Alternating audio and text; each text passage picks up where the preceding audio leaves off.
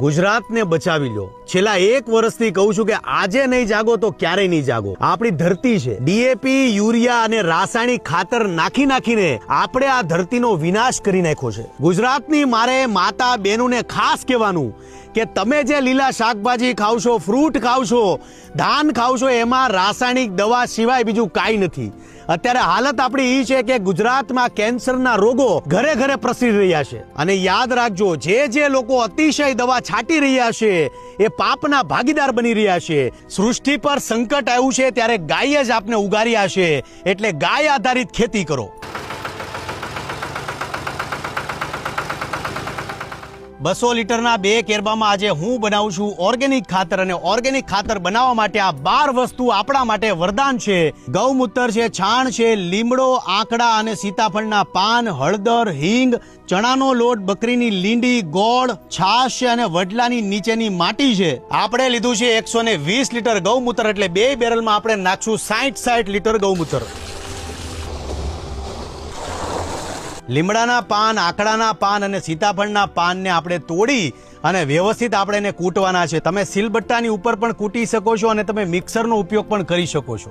3 પાનની પેસ્ટ બનાવી છે। હવે આમાં જોવાની વાત એ છે કે બકરી કાકરાને છોડીને બધી જ વસ્તુ ખાય છે, પણ સીતાફળના પાંદડા ખાતા નથી, એટલે આ ઔષધિની અંદર સીતાફળના પાન જે છે એ રામબાણ ઇલાજ છે। બકરી બધી જ વનસ્પતિ ખાય છે, એટલે બકરીની લીંડીમાં બધા જ પોષક તત્વો રહી છે, એટલે 2 બેરલમાં આપણે અડધી બકરીની લીંડી નાખશું। 2 બેરલમાં છાશ નાખશું હવે 50 લીટર। વડલાની ધૂળમાં પોઝિટિવ બેક્ટેરિયા રહ્યા હોય છે જે જમીન માટે સારા હોય છે, એટલે વડલાની ધૂળ મસ્ત છે। 40 કિલો ગોળ નાખશું આપણે, 5 કિલો ચણાનો લોટ નાખશું આપણે, 2 કિલો હળદર, 500 ગ્રામ હિંગ। ગાય માતાએ આપણને શું નથી આપ્યું, મેં ગૌમૂત્ર તો નાખી દીધું છે। હવે 90 કિલો છાણને આપણે 2 બેરલમાં નાખશું। હવે મેં મારા ખેતરમાં 600 ઝાડ પ્રમાણે અંદાજો બાંધ્યો છે, તમે તમારા ખેતરમાં તમારા પ્રમાણે અંદાજો બાંધજો। આ ગાય માતાનું છાણ આપણે 2 બેરલમાં નાખશું। હવે 2 કેરબાની અંદર આપણે પ્રોપર મિશ્રણ અનુસાર પાણી નાખી પ્રોપર હલાવીને 15 દિવસ છાયામાં મૂકી દો, એટલે તૈયાર થઈ જશે આપણું ઓર્ગેનિક ખાતર।